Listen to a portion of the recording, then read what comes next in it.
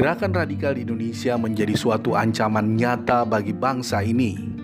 Sejumlah aksi radikal maupun sosialisasi terhadap eksistensi kelompok radikal yang terjadi beberapa waktu lalu merupakan bukti nyata keberadaan kelompok-kelompok radikal yang ingin membuat bangsa ini resah dan tidak aman. Selain itu, kelompok-kelompok radikal juga memanfaatkan dakwah sebagai media untuk menghasut dan mendoktrin masyarakat agar membenci pemerintah yang jelas-jelas sangat demokratis serta mengayomi semua agama dan keyakinan yang ada. Sementara itu, ada juga politik yang berbalut dengan agama sehingga dapat ditunggangi oleh kelompok-kelompok radikal yang memiliki misi memecah belah bangsa Indonesia dan mendirikan negara yang berideologi selain Pancasila. Oleh sebab itu, seluruh elemen bangsa harus bersatu dan berani menolak segala jenis gerakan ataupun kelompok radikal yang menyebarkan intoleransi dan memanfaatkan dakwah untuk menebarkan kebencian-kebencian terhadap pemerintahan yang sah. Assalamualaikum warahmatullahi wabarakatuh. Salam sejahtera bagi kita semua.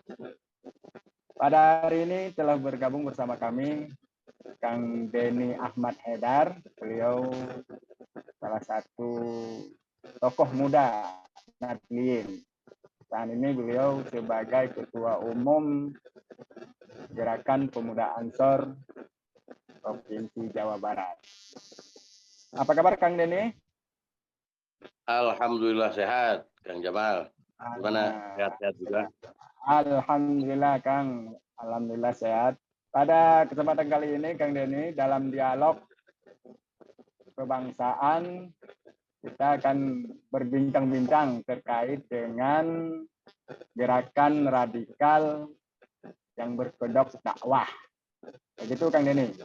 Situasi saat ini kita tahu bahwa pemerintah telah melakukan banyak hal mungkin untuk menangkal atau mengantisipasi paham-paham ini biar tidak menyebar. Namun situasinya saat ini paham itu sudah menggurita ya.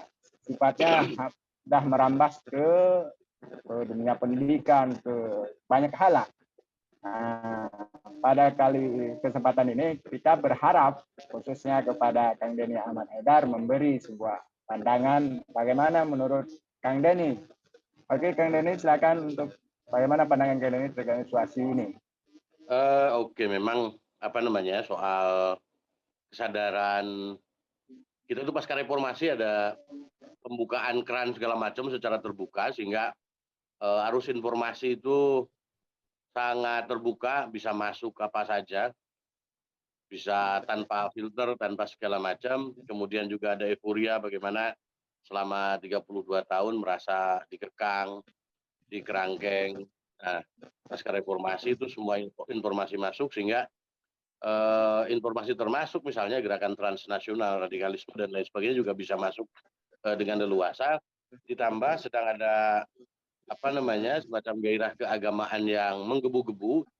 Nah, hal ini tentu saja menjadi tugas bersama kita bagaimana publik melakukan edukasi, ya terutama ahli-ahli agama misalnya menyampaikan bahwa agama itu tidak mungkin bertentangan dengan kemanusiaan, bahwa kita fitrahnya dilahirkan berbeda-beda dan ini ya sunnatullahnya begitu, kita diciptakan berbeda-beda. Kita harus menerima bahwa perbedaan itu adalah sesuatu yang nyata, sesuatu yang real, dan sesuatu yang memang ada di antara kita. Bahwa klaim kebenaran, itu saya pikir penting, soal klaim kebenaran, kemudian juga orang fanatik itu penting, tapi kan itu ke dalam, tidak keluar. Jadi yang harus baik, yang harus cool gitu, itu dirinya, tidak klaim kebenaran itu dipaksakan keluar, bahkan ke dalam mungkin tidak terlalu diurus. Mengguritanya paham-paham transnasional yang sebetulnya itu lebih banyak memiliki tujuan-tujuan politik daripada tujuan-tujuan keagamaan, karena ujung-ujungnya itu selalu soal perubahan dasar negara, perubahan bentuk negara, menghancurkan pemerintah yang sah dan lain sebagainya. Jadi tidak dalam kerangka bagaimana membangun narasi keberagamaan yang rahmatan lil alamin, bagaimana manusia itu menjadi agen rahmat untuk manusia yang lainnya atau minimal untuk dirinya sendiri. Jadi kita melihatnya lebih banyak sebetulnya itu gerakan-gerakan politik yang dibungkus oleh seakan-akan itu adalah paham keagamaan. Nah, kondisi ini tentu tadi harus jadi pikiran kita bersama, kalaupun sepertinya juga pemerintah sudah menjadikan isu radikalisme, intoleransi itu menjadi isu arus utama yang sudah agak lumayan lah daripada ke belakang. Nah, tinggal memang partisipasi masyarakat, terutama yang memiliki paham Islam wasatiyah, Islam yang asli gitu, Islam yang sanadnya mutasil sampai Kanjeng Nabi, itu bukan hanya defensif, tapi juga memberikan edukasi terhadap masyarakat bahwa berislam itu tidak seperti itu, tapi berislam seperti beragama, seperti yang selama ini sudah dilaksanakan bersama-sama, karena banyak kebiasaan seakan-akan kebiasaan agama yang sebetulnya baru-baru saja, padahal Islam kan sudah muncul di Indonesia sejak mungkin 1000-an tahun yang lalu. Begitu kira-kira. Ya, Kang Deni, bagaimana dengan pendakwah radikal itu sendiri? Pandangan karena dibungkus agama, jadi seakan-akan orang kampanye politik melalui bungkus-bungkus keagamaan, seakan-akan bungkus keagamaan, mereka mencari dalil yang ditafsirkan secara serampangan juga, itu seakan-akan mendapat tempat karena orang menjadi takut kalau misalnya melarang orang untuk menyebarkan paham intoleransi radikalisme, dianggap itu melarang kegiatan orang berdakwah soal agama. Padahal intoleransi radikalisme adalah paham yang sebetulnya tidak ada sama sekali di ajaran Islam. Sehingga kalau ada orang yang membajak Islam untuk kepentingan politik dengan menyebarkan propaganda intoleransi, tentu harus kita tolak. Dan kita harus melakukan upaya perlawanan dalam konteks yang sama, dakwah Islam wasatiyah ini juga harus makin gencar, harus makin keren, dan yang lebih penting juga soal kepedulian, bukan hanya dakwah yang dalam bentuk narasi-narasi kata-kata semata, tapi memang harus ada langkah-langkah nyata bahwa keberpihakan Islam wasatiyah terhadap kemiskinan, terhadap keterbelakangan, termasuk terhadap ketidakadilan. Jadi jangan sampai nanti bahwa kelompok-kelompok wasatiyah itu malah dianggap tidak berpihak terhadap tadi ketidakadilan, kira-kira begitu. Ya, ini yang perlu masyarakat ketahui terkait dengan pendakwah radikal itu apa itu, Kang Deni, yang biar masyarakat bisa mengantisipasinya? Kalau sementara ini kan selalu dihubungkan dengan tampilan fisik misalnya, padahal sama sekali kan tidak berhubungan dengan tampilan fisik, dengan tampilan busana. Tapi soal ajakan bagaimana orang mengajak untuk meyakini kebenaran tunggal yang itu harus dipaksakan pada orang lain. Kemudian setiap yang berbeda dianggap musuh, setiap yang berbeda dianggap ancaman, kemudian harus dilawan, harus dihancurkan, minimal dibenci. Nah, kira-kira contoh indikator awalnya begitulah, bahwa mereka menyebarkan untuk ketidakpercayaan terhadap yang lain, kemudian tadi dianggap yang mereklaim kebenaran itu tunggal saja milik dia, kemudian itu mereka dakwahkan kepada yang lain, mereka sebarkan kepada yang lain, dan yang lain juga dipaksa untuk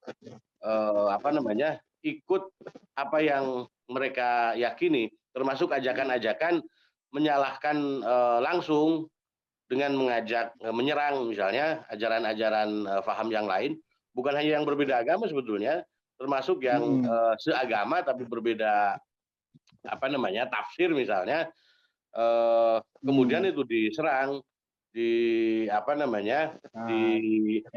dipersekusi dan lain sebagainya. Ya, jadi ukurannya adalah itu. Kang Deni, kan di Indonesia ini kalau kita melihatnya ormas Islam khususnya itu sangat banyak, artinya mereka kan sebagai lembaga dakwah juga ya. Bagaimana pandangan Kang Deni terkait dengan peran ormas, nah, khususnya seperti lembaga ormas besar seperti Nahdlatul Ulama, Muhammadiyah dan yang lain. Bagaimana pandangan kalian tentang peran ormas? Apa namanya? Pertama soal tadi ormas sebagai wahana dakwah juga, ya itu tentu Ya. saja ormas harusnya menjadi apa namanya corong tafsiran agama yang wasatiyah, kemudian juga tugasnya melakukan edukasi terhadap warganya untuk apa namanya menjelaskan gagasan-gagasan keagamaan yang ada, gagasan-gagasan keagamaan yang wasatiyah, kemudian termasuk juga soal keberpihakan ormas-ormas itu terhadap tadi apa namanya kemiskinan, bagaimana mereka menjadi solusi terhadap kemiskinan yang ada di masyarakat. Kalau dengan pemerintah sendiri, bagaimana pandangan Kang Denny? Hari ini kan pemerintah sudah melakukan banyak hal gitu. Pemerintah tentu pertama ya juga giat melakukan edukasi. Yang kedua juga ada penegakan hukum yang pasti, ada pasal-pasal yang pasti soal penegakan hukum sehingga jangan sampai misalnya bagi yang ini pasal itu berlaku, bagi yang ini tidak. Tapi yang penting juga tadi kurikulum misalnya pemerintah bekerja sama dengan apa namanya ormas-ormas atau tokoh-tokoh agama yang memiliki tafsir agama wasatiyah sehingga kurikulum keagamaan betul-betul tidak disusupi oleh kurikulum pendidikan kita tidak disusupi oleh narasi-narasi intoleransi, narasi-narasi kebencian dan narasi-narasi apa namanya yang menjurus pada pembenaran terhadap kekerasan pada yang lain. Iya. Ini kan kita ketahui bahwa pemerintah sudah membuat kriteria bagaimana kriteria terkait dengan radikalisme. Itu kan ada yang dikeluarkan oleh BNPT kalau nggak salah, yang intoleran, eksklusif, anti Pancasila, itu lagi itu ada kalau nggak salah lima item, lima poin. Itu menurut Kang Denny apa yang menurut Kang itu ini dakwah radikal ini ya? Pendakwah radikal itu kriterianya intoleran, eksklusif, anti Pancasila, anti terhadap pemerintah, suka buat provokasi tentang istilahnya menjelek-jelekkan pemerintah, hoak dan menyebarkan hoak dan begitulah. Bagaimana itu pandangan Kang Denny? Pertama itu memang harus ada kerjasama yang serius juga di lintas instansi pemerintah karena sementara ini kan seperti jalan masing-masing saja.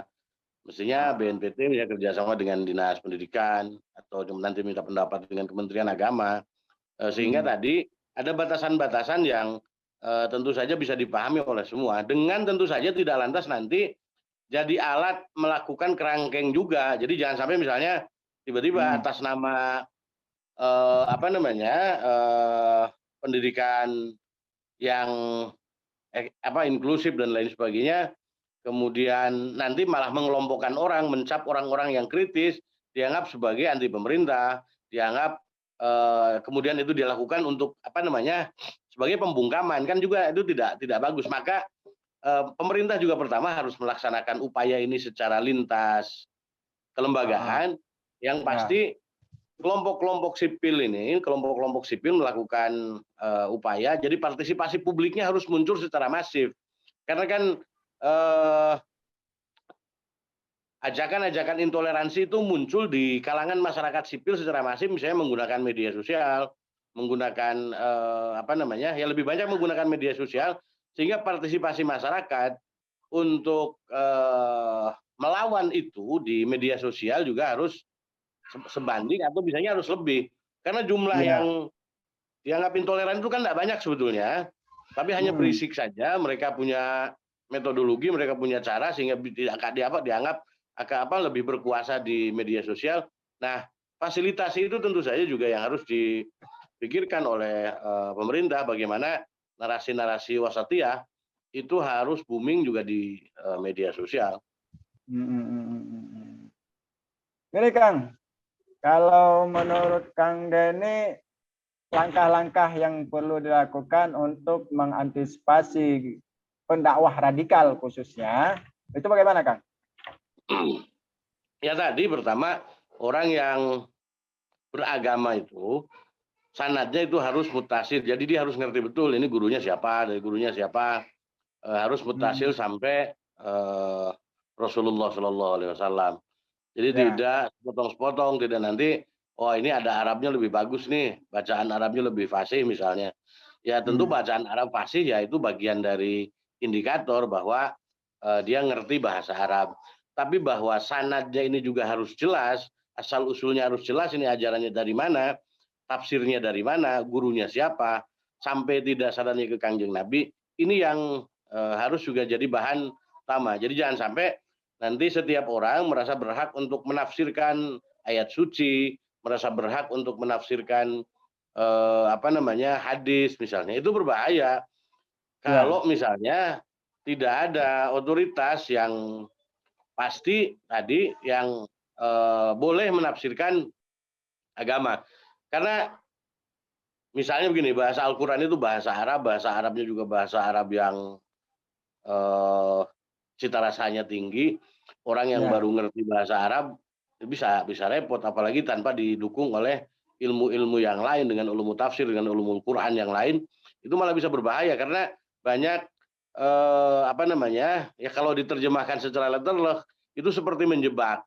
Jadi jangan sampai misalnya orang karena sudah baca bukan tafsir, terjemahan Quran Kemenak itu merasa sebagai sudah ahli tafsir, repot itu. Kemudian merasa bahwa ini loh ayatnya, enak saja Iya, iya, begitu. iya. Maka harus Iya. belajar agama dan ya wayahna harus taat pada otoritas keagamaan yang mereka memang memiliki otoritas untuk menafsirkan itu.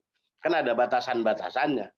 Tidak bebas, merdeka seperti apa atas keinginan, kemudian apalagi ditafsirkan serampangan tanpa melihat konteks, tanpa melihat nama-nama yang tafsir-tafsir yang terselubung, karena tidak semua ayat Quran juga muhkamat, yang mutasyabihatnya juga kan banyak.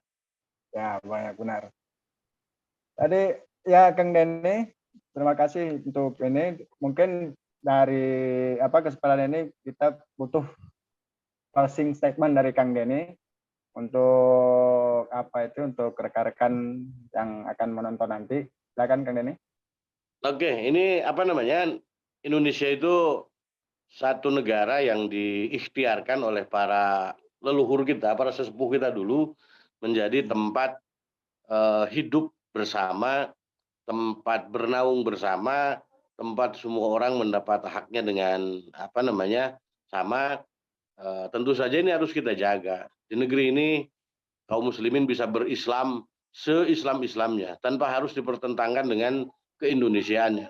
Jadi kita harus pastikan kita adalah orang Indonesia yang beragama Islam, sehingga keindonesiaan dan keislaman itu bisa seiring sejalan.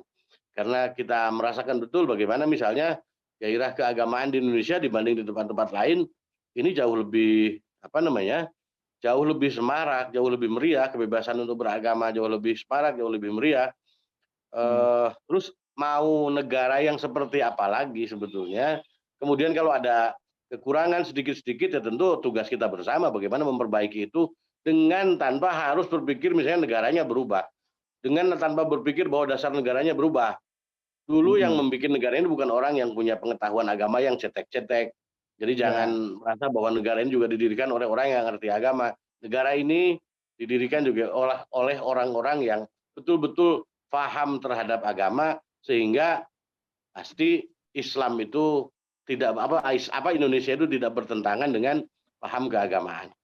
Jadi kita menjaga, memelihara, termasuk ini misalnya untuk kaum muslimin ini. Bagi kita di Ansor misalnya diberikan pemahaman oleh para sepuh kita soal bahwa Indonesia sudah menjadi salah satu syarat istitoah ibadah haji. Karena tanpa negara kan kita nggak bisa juga punya paspor. Kalau nggak punya paspor, nggak bisa juga kita dapat visa dari kerajaan Arab Saudi. Kalau tidak punya visa haji, ya kita nggak bisa haji. Artinya negara ini sudah menjadi syarat istitoah.